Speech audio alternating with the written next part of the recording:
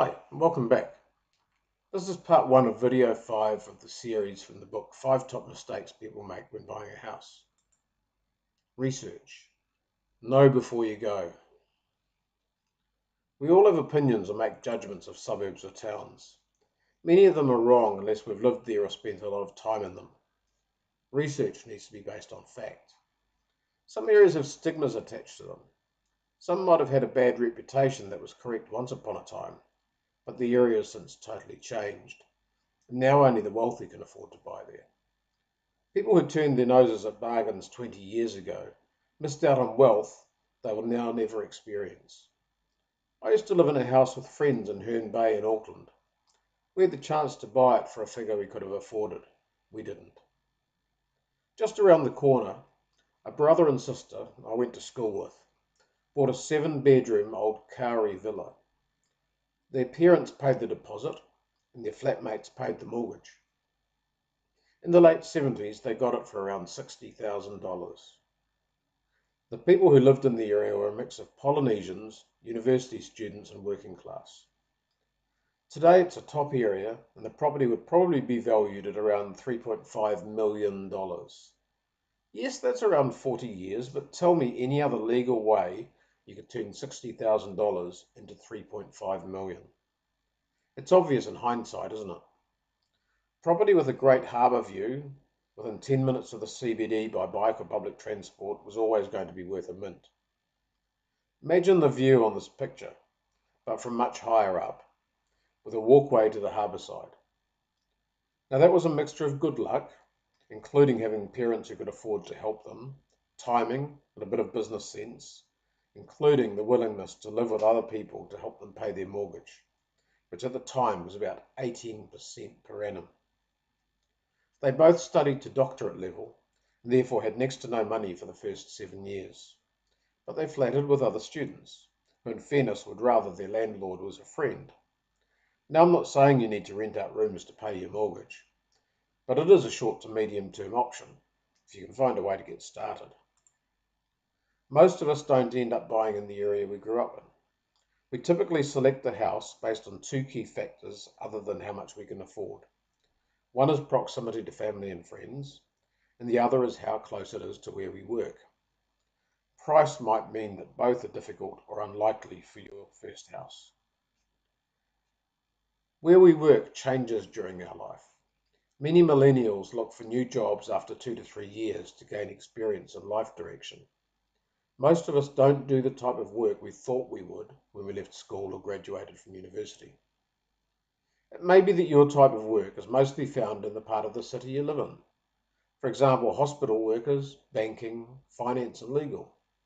Or you might just buy based on lifestyle or your current job location. After all, you might stay there a long time. Teachers can find work pretty much anywhere. But if you're in the airline industry, you might want to live close to an airport. Or if you're in banking, you probably want to work in a city for your career prospects. Many teachers look for work in the city they grew up or studied in, and often talk about how their salary means they may never get to own a home. They may have lived with their parents during their study years to save costs. I was reading a blog on Trulia which identified 4 places in America with a growing need for teachers, where they could easily buy a quality home for only 4 to 5 times their salary. I have to say they looked like great places to live too.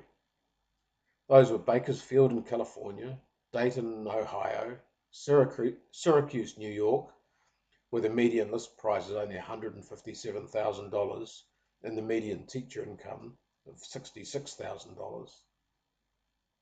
And finally, Little Rock, Arkansas, which I planned to visit on my last US trip, where the median price is $185,000. I live in a large city, Auckland, New Zealand. It's not large in population at 1.5 million people, but it is one of the largest cities by landmass in the world.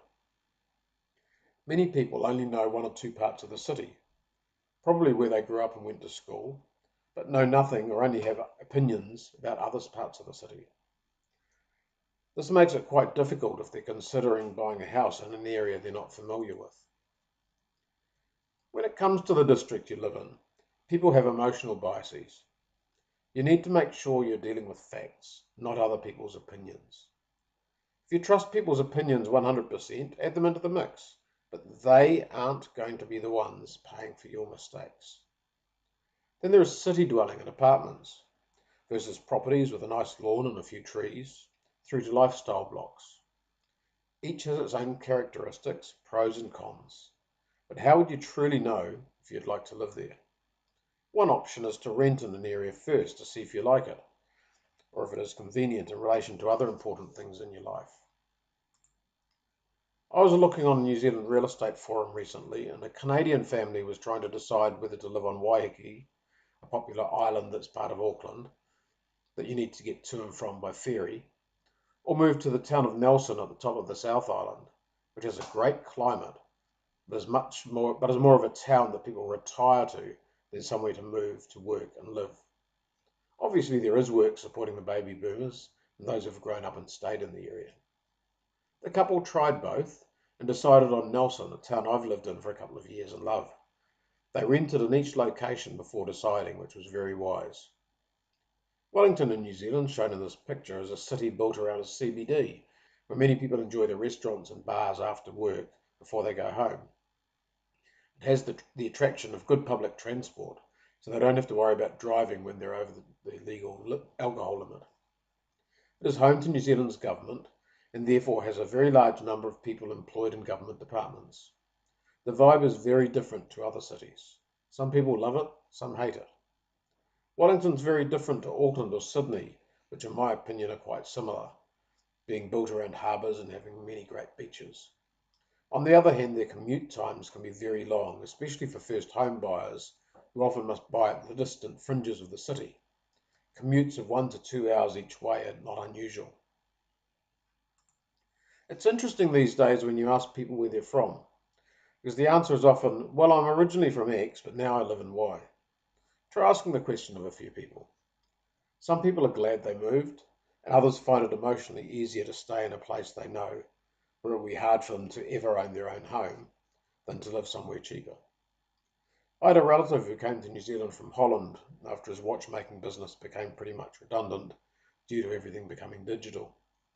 He found work in Auckland, and his boss offered him financial assistance buying his first house. But after 6 months, he moved back to Holland and now lives in a one-bedroom apartment. It's in a block where each one of 100 or so dwellings are identical, like hotel rooms. He wanted to be home. He's happy there and close to lots of family members and friends. That's what matters to him. We all have different needs. It's all about your why, as a frequently quoted Simon Sinek says. Given that you're probably going to own your house for a long time, even if you go 3 or 4 in your lifetime, it's important that you buy in a neighbourhood where you'll be happy to live for at least 4 to 5 years. And you have to have some confidence that it will increase in value, at least in proportion to the rest of the city or town.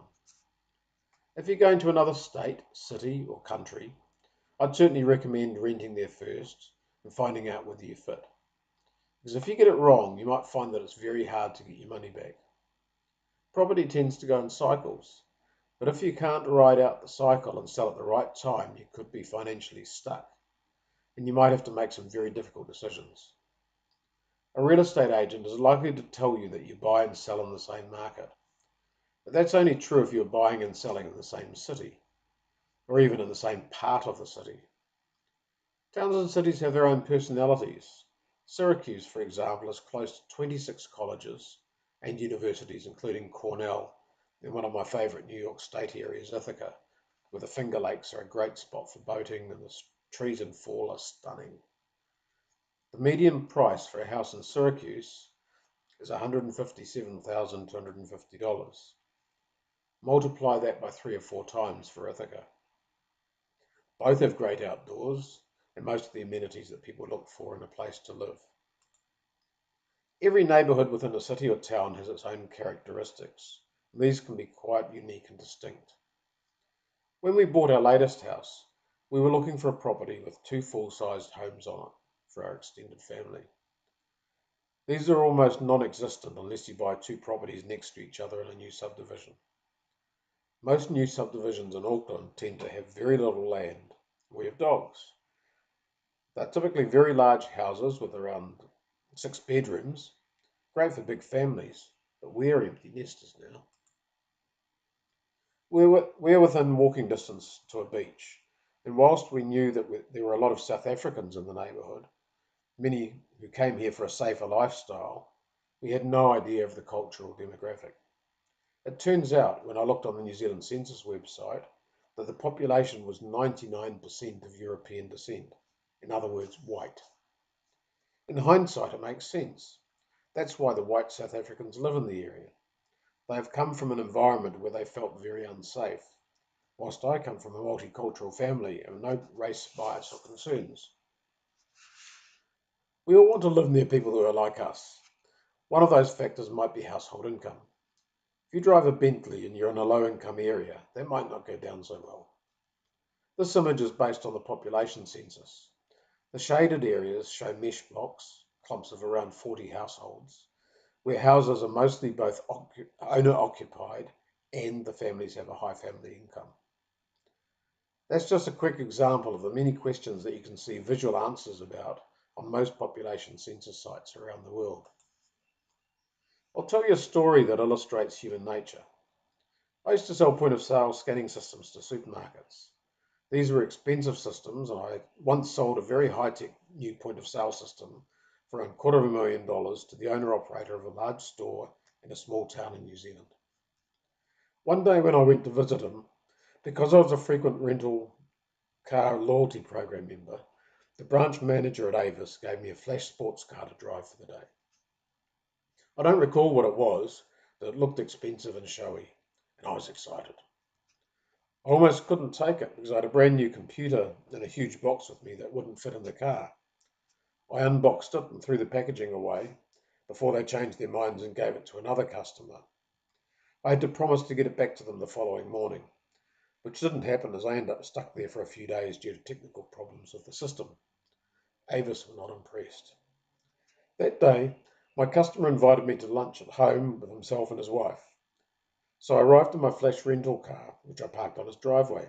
The following day, excuse me, I was in the store with him when a woman customer came in and walked up to us, saying loudly so that other shoppers would hear, "I saw your new car in your driveway. You must be ripping us off if you can afford a car like that. I am never going to shop in your store again." Then she stormed off. I had to run after her and explain that it was my rental and nothing to do with the store owner. I wanted to make sure he didn't lose a customer and have her tell dozens of other customers to stop doing business with him. As I said, it was a small town and not a prosperous one. There are two ironies to this story. He loved his customers. He looked out for them, made a point of being visible and accessible in a large store. He tried to get to know and use the names of regulars, and he and his wife worked hard supporting the community in person and financially. His home was very nice, but it was not flashy. He was a keen sportsman and often went hunting and fishing in remote places. He had a Range Rover that he used for that, which he kept parked in another town, almost an hour's drive away from his home and store. Why? Exactly to avoid what happened when I showed up with my flashy rental car. There are two sides to this. You want to live near people like you, but so do your neighbours. I was once looking at rental properties in a suburb I wasn't familiar with, and found to my surprise when I went to view the property that every home in the area was inhabited by people from Fiji and India. The problem from an investment perspective was that would limit my pool of tenants to people of Indian descent, and that's a market I simply don't understand. There used to be a great book called Where to Live in Auckland that told you the unique makeup of every suburb. It's since been replaced by a website called Hometopia. I learned all sorts of things about suburb demographics. For example, one suburb was popular with gay men, and next to it was a suburb that was most popular with gay women. Interesting that they even had this information, and more interesting was that the suburbs were next to each other, yet had quite different characteristics. Both also have high property values. I've read several articles recently that homes in LBGT-friendly suburbs are becoming highly desirable, going up in price quickly, and not just for people of that demographic. I've cut this video into two sections. Part 2 will discuss school zones, snobs who look down on you because of where you live, commuting to work, community amenities, and neighbourhood crime.